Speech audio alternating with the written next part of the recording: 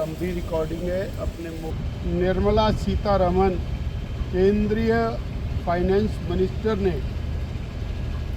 एक white paper parliament के अंदर लेके, और वो जो वाइट पेपर है वो यूपीए सरकार अर्थात कांग्रेस गवर्नमेंट का 2004 से लेके 14 तक की कार्यशैली का एक नमूना है। 2004 में और देश की जो प्रगति दर थी वो ठीक चल रही थी, आर्थिक स्थिति भी ठीक थी, परंतु श्री मनमोहन सिंह जी और उनकी सरकार, सोनिया जी की सरकार में जिस प्रकार का मिसमैनेजमेंट हुआ या इसको कहिए पॉलिसी पैरालिसिस हुआ, उसके कारण देश की आर्थिक स्थिति लगातार गिरती चली गई।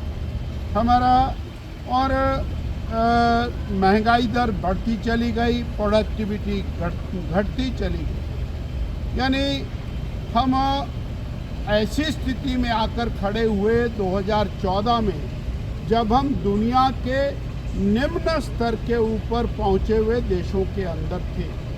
कारण रहा 15 बड़े बड़े घोटाले हुए, लगभग 20 लाख करोड़ रुपए के घोटाले, चाहे उसमें 2G घोटाला हो, 3G घोटाला हो, अगस्ता वेस्टलैंड घोटाला हो, उसके अंदर भूमि घोटाला हो, आदर्श घोटाला हो, ऐसे कोयला घोटाला है, हेलीकॉप्टर घोटाला है, गेम्स घोटाला है। 15 घोटाले, लगभग 20 लाख करोड़ रुपए के घोटाले, जिनसे देश की आर्थिक स्थिति खराब हुई और देश की छवि भी लगातार गिरी।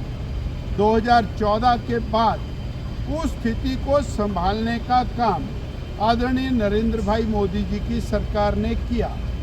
अगर हम और जो महंगाई दर की तुलना करें तो कांग्रेस शासन में 4 से 14 में महंगाई दर 8.2% थी, और जो लगातार प्रयास के बाद पिछले 10 सालों में महंगाई दर 5% के ऊपर लाकर खड़ी की है।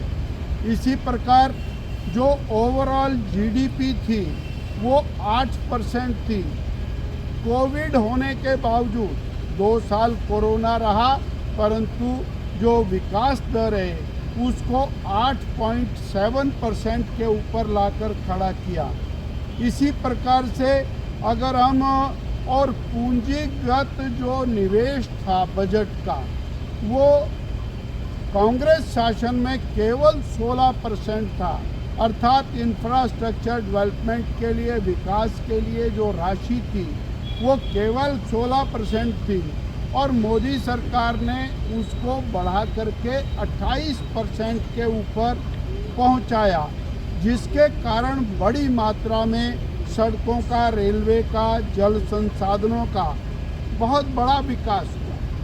गरीबों के लिए इस्तेमाल होने वाला जो पैसा है, जिससे गरीबी उन्मूलन होती है, वेलफेयर की स्कीम्स हैं, कांग्रेस शासन में 4 से 14 के बीच में जो बजट अलॉट हुआ वह बजट ही इस्तेमाल नहीं हुआ। केवल 6.6% वेलफेयर का बजट इस्तेमाल हुआ, और मोदी सरकार में जो वेलफेयर का बजट इशू हुआ